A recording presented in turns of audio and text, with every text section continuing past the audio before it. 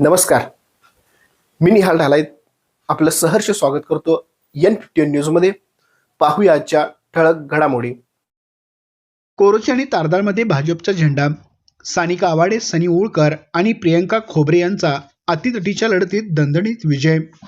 स्थानिक स्वराज्य संस्थांच्या निवडणुकीत कोरोची आणि तारदाळ परिसरात भारतीय जनता पार्टीने आपले वर्चस्व पुन्हा एकदा सिद्ध केले आहे.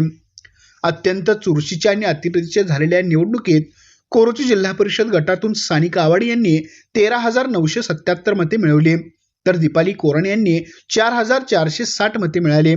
तब्बल 9,515 मतांनी स्थानिका आवाडे विजयी झाल्या. तर पंचायत समितीसाठी कोरोची गणातून सुमेध उर्फ सनी ओळकर यांना 4,895 मते मिळाली, तर आनंद शेट्टी यांना 3,172 मते मिळाली. सूर्यवंशी यांना 1,091 मते मिळाली. ओळकर हे 1,722 मतांनी निवडून आले आणि तारदाळ गणातून प्रियंका खोबरे यांना 5,812 मते मिळाली, तर अनिता शिंदे यांना 3,414 मते मिळाली. खोबरे ह्या 2,398 मतांनी दणदणीत विजय संपादन केला. एकाच पॅनलच्या तिन्ही उमेदवारांच्या विजयामुळे भाजप कार्यकर्त्यांनी गुलालाची उधळण करत जल्लोष साजरा केला. सुरुवातीपासूनच ही निवडणूक संपूर्ण जिल्ह्याचे लक्ष वेधून घेणारी ठरली होती. कोरोची जिल्हा परिषद गटात सानिका आवाडे यांच्यासमोर तगडे आव्हान उभे होते, मात्र मतमोजणीच्या प्रत्येक फेरीत त्यांनी आपली आघाडी कायम राखली. अखेरच्या फेरीत सानिका आवाडे यांनी प्रतिस्पर्धाचा पराभव करत जिल्हा परिषदेवर आपला हक्क प्रस्थापित केला.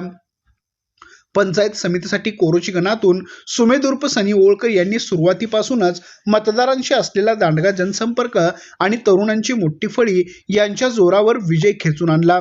तर दुसरीकडे तारदाळ गणातून प्रियंका खोबरे यांनी महिला मतदारांची पसंती मिळवत प्रतिस्पर्धी उमेदवारांना पराभवाचा धक्का दिला. अटीतटीच्या लढतीत झालेल्या विजयाने तारदाळ आणि कोरोची परिसरातील राजकीय गणिते पूर्णपणे बदललेली आहेत. निकालाची अधिकृत घोषणा होताच कोरोची आणि तारदाळ परिसरात फटाक्याची आतिषबाजी करण्यात आली.